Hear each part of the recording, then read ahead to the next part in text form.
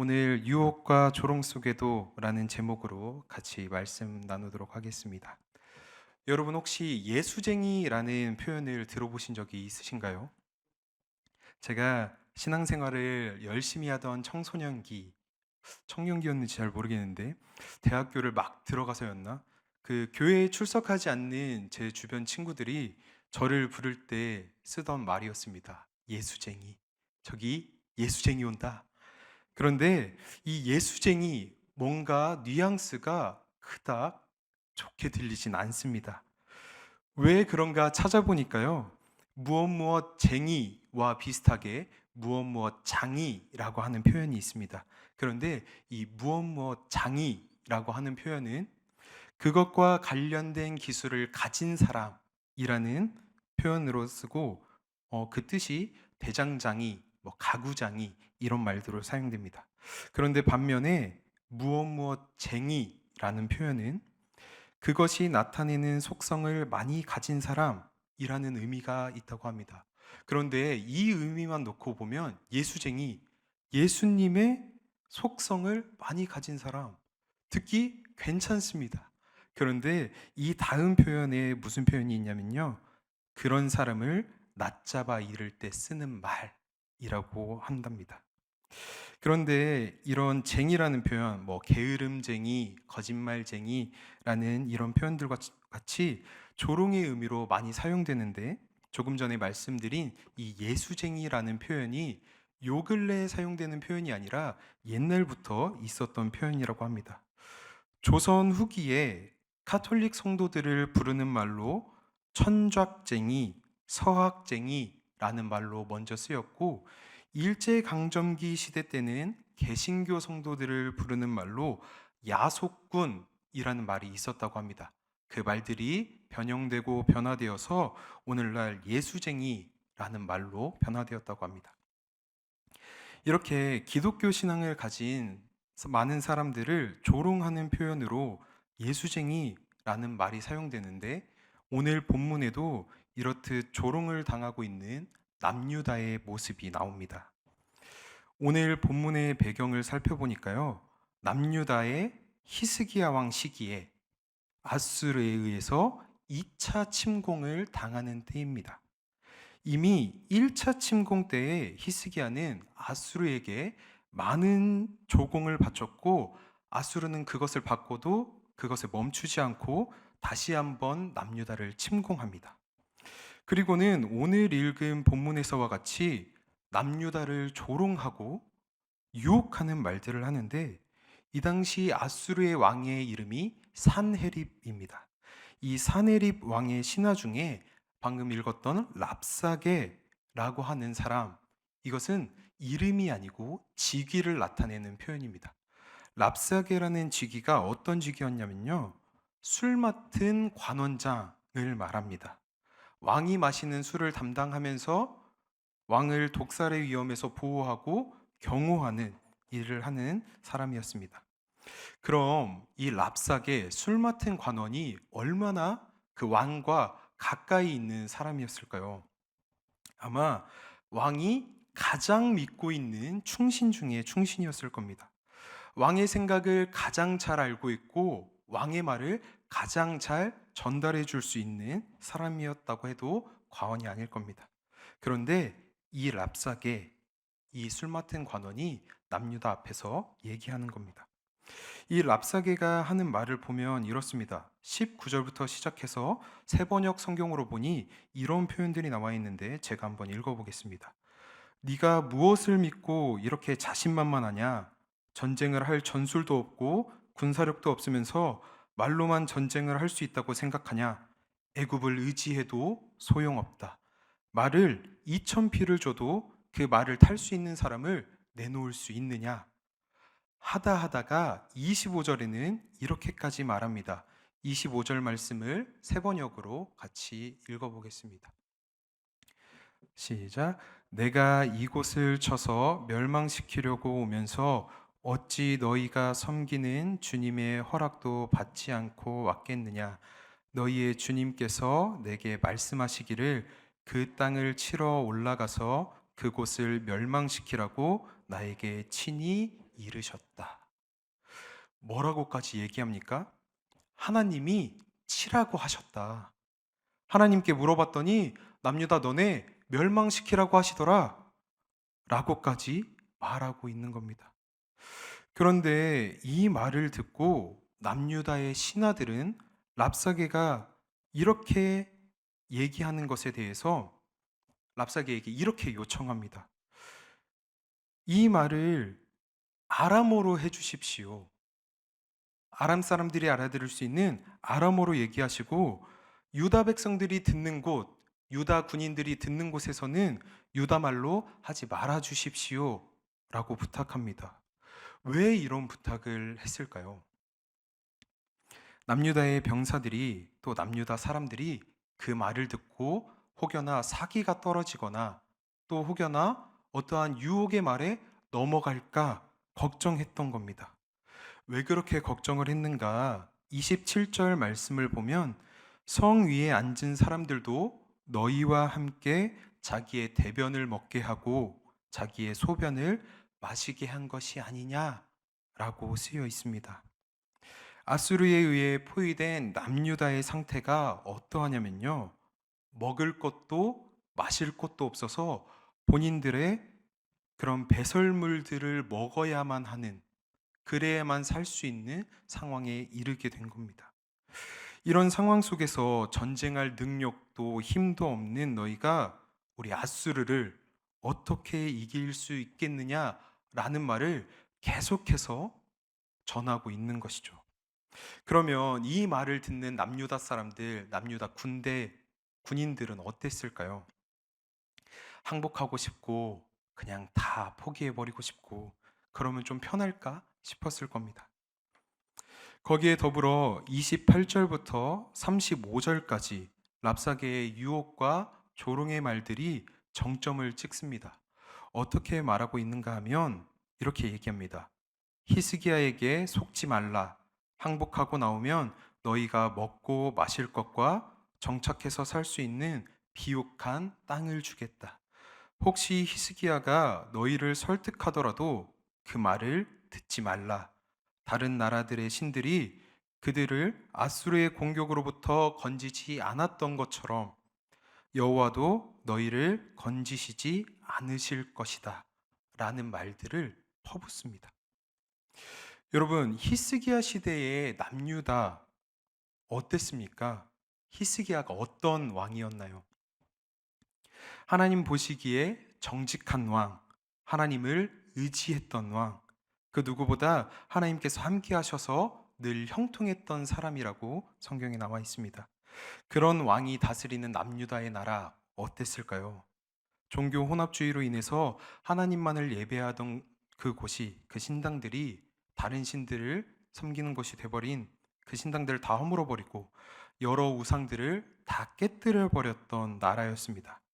하나님을 그만큼 의지했고 하나님 보시기에 좋은 모습으로 살아가려고 노력했던 사람들이었습니다. 그런데 그렇게 신앙을 지켜내던 사람들에게 이런 참혹한 냉담한 상황과 그 가운데 유혹과 조롱이 들어오는 겁니다. 그 마음들이, 그 삶들이 얼마나 무겁고 무너지고 좌절됐을까요? 분위기를 조금 환기시켜서 유혹의 한 가지 예로 어제 조 목사님께서 다이어트를 하신다고 새벽 설교 때 말씀하셨는데 저도 지금 다이어트를 하고 있거든요. 이렇게 티가 잘 나지는 않지만 다이어트를 하고 있습니다. 그런데 다이어트를 할 때마다 꼭 찾아오는 유혹이 한 가지가 있어요. 뭘까요? 야식. 야식을 먹는 유혹이 그렇게 찾아옵니다. 제가 결혼을 하고 주변에서 결혼하면 살이 쪄라는 말을 많이 들었는데 그 얘기가 왜 그럴까요? 마음이 편하고 옆에 누군가 있는 게 좋으니까, 그래서 마음이 편하니까 살이 찌는 것도 있지만 제가 하루 일과를 마치고 아내랑 집에서 야식을 먹으면서 뭐 야구 아니면 드라마 아니면 예능 같은 걸 보는 게 너무 재밌는 거예요. 그러다 보니까 이 야식을 주기적으로 찾게 됩니다. 이렇게 한 6개월을 지나다 보니까요, 살이 어마어마하게 찌더라고요. 그래서 요즘 운동을 하고 있는데 운동을 하면서도 또 어떤 유혹들이 오죠? 아, 하루만 쉬어볼까? 아, 오늘 좀 컨디션이 안 좋은데 오늘만 쉬어볼까? 라고 자기 합리화를 하면서 타협을 하게 됩니다. 이렇게 가벼운 예로 제 다이어트를 예로 들었지만 우리 사랑하는 성도님들, 믿음의 자리를 지켜내는 일이 얼마나 어렵습니까? 참 그 일이 쉽지는 않습니다. 지금 우리는 어떻습니까? 이 토요일 새벽을 깨워서 기도하기 위해, 말씀 듣기 위해 온라인으로 또 현장으로 이렇게 우리의 모습을, 모인 우리의 모습을 보고 세상 사람들은 조롱하고 유혹할지도 모릅니다. 뭐 누군가는 주말에는 좀 쉬지, 뭐 새벽부터 저렇게 나가서 기도하고 말씀 듣고 저렇게 한다고 하나님이 뭐 밥을 주시기를 해, 뭐를 주시기를 해 라는 말을 들으실 수도 있습니다. 그런 조롱의 말을 들을 수도 있고, 뿐만 아니라 우리가 신앙을 지켜가면서 수많은 유혹들이 찾아올 때도 있을 겁니다. 제가 운동을 빠지고 싶었던 것처럼 어쩌면 오늘 몸이 너무 안 좋은데 이번 주 예배 한번 빠져볼까? 내가 하나님 앞에 약속한 기도 시간이 있는데 그거 내일로 한번 미뤄볼까? 라는 유혹의 상황들, 유혹의 생각들이 찾아올지도 모르겠습니다. 이번 주가 하루 쉬고 하루 나가고 하루 쉬고 하루 나가고 요런 퐁당퐁당 공휴일인데 휴가 때 꼭 이 자리 와서 예배 드려야 한다라고 말씀드리는 게 아닙니다. 있는 자리에서 예배를 드릴 수 있는 상황임에도 불구하고 하나님께 드리는 그 예배를 드리지 않는 자체를 말씀드리는 겁니다. 오해하시면 안 됩니다. 최선을 다해서 믿음을 지켜내고 예배의 자리를 사모하고 세상에서 치열하게 하나님의 자녀의 삶을 살아내지만 그것을 폄하하고 깎아내리는 그런 말들이 난무한 세상을 우리는 지금 살고 있습니다. 요즘 더욱이 더 심해지는 것 같습니다. 내가 예수님을 믿고 하나님을 믿는다는 이유만으로 세상에 조롱을 받고 뭐 그렇게까지 해 라는 말들을 너무 많이 듣는 시대가 될 것 같아요.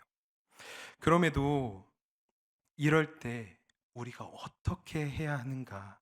내 마음이 무너지고 내 신앙적 삶이 조롱을 받는 이 세상 가운데에서 그럼에도 내가 결단코 믿음을 지켜내야 하는가?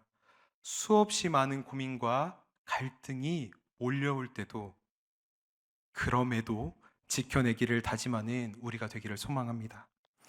오늘 같이 찬양한 찬송가의 후렴처럼 믿음이 이기네, 믿음이 이기네, 주 예수를 믿음이 온 세상 이기네. 이렇게 그 믿음을 지켜냈을 때 그 모습을 기억하시고 하나님이 갚아주신다는 것을 믿고 의지하는 우리가 되기를 원합니다. 본문 36절 말씀을 보면 아수르의 유혹과 조롱에 유다 백성들이 어떠한 모습을 취하는지가 나옵니다. 어떤 모습을 취하냐면요, 잠잠하고 반응하지 않습니다. 그런 조롱의 말과 유혹의 말에 대답하지 않아요. 그리고는 히스기야의 신하들이 이 랍사게가 했던 말을 그대로 히스기야에게 전합니다. 이후에 19장 말씀을 보면 19장 1절 말씀 우리 같이 읽어보겠습니다. 시작. 히스기야 왕이 듣고 그 옷을 찢고 굵은 배를 두르고 여호와의 전에 들어가서 히스기야가 그 분한 마음에 자기의 옷을 찢을 정도로 분통해하지만 그것을 랍사게 앞에 아수르 앞에 가서 바로 표출하지 않습니다. 자기의 옷을 찢고 하나님의 성전 안으로 들어갑니다. 하나님께 기도하러 들어갑니다. 그러자 어떤 일이 일어나냐면요, 19장 35절 말씀 같이 읽겠습니다. 시작. 이 밤에 여호와의 사자가 나와서 아수르의 진영에서 군사 18만 5천 명을 친지라. 아침에 일찍이 일어나 보니 다 송장이 되었더라. 아멘. 히스기야가 그 분통한 마음을 가지고 하나님 앞에 고백하고 기도합니다. 그러니까 그 후에 하나님께서 이 아수르의 군대 18만 5천 명을 하루아침에 진멸하십니다. 이 남유다를 포위하던 아수르 군사 18만 5천 명, 어떻게 해도 이길 수 없을 것만 같았던 그 적군들을 하루아침에 다 멸하셨다라는 겁니다. 그리고는 이후에 사내림마저 자신의 아들들의 손에 죽임을 당하게 됩니다. 유혹과 조롱 속에 그저 침묵해야만 합니까?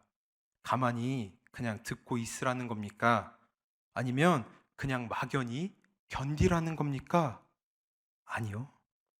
그런 마음이 무너지고 삶이 무너지는 일을 들고 하나님 앞에 나아오기를 하나님께서 바라고 계신다라는 겁니다. 다른 것에 타협하고 내 힘으로 하는 것이 아니라 하나님께 맡겨드리기를 원하신다라는 것입니다. 오늘 말씀을 묵상하면서 히스기야가 처음부터 하나님을 더 의지하는 사람이었으면 어땠을까 하는 생각을 해보기도 했습니다. 1차 침공 때 그런 조공을 바치지 않고 다른 나라들이 아수르에 대항하는 것처럼 애굽과 손을 잡고 애굽과 동맹해서 이 아수르를 대항하는 것이 아니라 그때 이렇게 하나님 앞에 나아가서 다시금 기도하고 본인의 상황과 마음을 얘기했으면 어땠을까? 조금은 달라지지 않았을까 싶기도 합니다. 자, 그러면 예수님의 모습은 어떠셨을까요? 누가복음 23장 46절 말씀을 같이 읽겠습니다. 네, 같이 읽겠습니다. 시작. 예수께서 큰 소리로 불러 이르시되 아버지, 내 영혼을 아버지 손에 부탁하나이다. 네, 예수님께서 십자가에 못 박히시면서 돌아가시기 직전까지도 자신의 생명을 하나님께 부탁드린다라고 아버지 앞에 고백합니다. 그러면서 십자가에 못 박힌 그 상황, 사람들이 밑에서 조롱하는 그 여러 소리를 듣는 와중에도 예수님께서는 그들을 진멸하십시오 라고 얘기하기보다 본인의 상황과 본인의 마음과 본인의 생각을 하나님 앞에 고백하십니다. 그러면서 그렇게 하나님 앞으로 나아가셨습니다. 우리 열린배들교회 성도님들은 이미 너무 잘하고 계시는 것 같습니다. 오늘도 이렇게 날씨가 쌀쌀해진 이 새벽 가운데에서도 이 새벽을 깨워서 함께 기도의 자리로 또 말씀을 듣는 자리로 나오신 것처럼 우리의 마음이 찢기고 때로는 유혹이 몰려올 때도 있는 그 자리에서 하나님 앞에 나아가실 수 있기를 바랍니다. 우리 교회의 올해 비전의 말씀이 무엇인가요? 혹시 아시나요? 네, 내 짐을 하나님께 맡기라입니다. 내가 가지고 있는 마음의 짐, 삶의 짐을 하나님께 맡기자는 것입니다. 그런데 그 맡기는 게 쉽지는 않습니다. 내가 노력해야 될 것 같고, 내가 힘써야 될 것 같고, 내가 뭔가를 해야만 하나님 앞에 맡길 수 있지 않나? 라는 생각을 하기도 하는 것 같습니다. 주변의 조롱의 말들과 상황의 유혹들도 분명히 우리를 힘들게 하고 그것들이 계속해서 우리에게 찾아올 것입니다. 그렇지만 잠잠히 그것들을 내려놓고 오늘 이 엄청난 유혹과 조롱 속에서도 묵묵히 하나님 앞에 나아갔던 이 남유다의 모습처럼 히스기야의 모습처럼 또 십자가에서마저 하나님 앞에 기도하셨던 예수님처럼 온전히 하나님을 의지하면서 하나님께 맡겨드리는 우리 모든 열린배들의 성도님들이 되기를 소망합니다. 그렇게 하나님, 예수님의 속성을 많이 가진 예수쟁이가 되는 것을 주저하지 않는 저와 여러분이 되기를 소망합니다. 네, 이 짧은 말씀이었지만 오늘 하나님께서 우리에게 바라시는 것, 우리에게 원하시는 것은 우리가 이렇게 또 기도를 하고 이렇게 또 예배를 드리고 저 문 밖을 나가서 다시 우리가 이 세상 가운데로 들어갔을 때 그럼에도 그 모든 조롱과 유혹 속에도 그 자리 가운데에서 하나님께 나오기를 하나님께 맡기기를 원하시는 것을 꼭 잊지 않고 기억하시는 우리 모두가 되기를 소망합니다. 같이 기도하시겠습니다. 하나님, 오늘도 이 새벽을 깨워 주님 말씀을 듣게 하시고 기도하게 하시니 감사드립니다.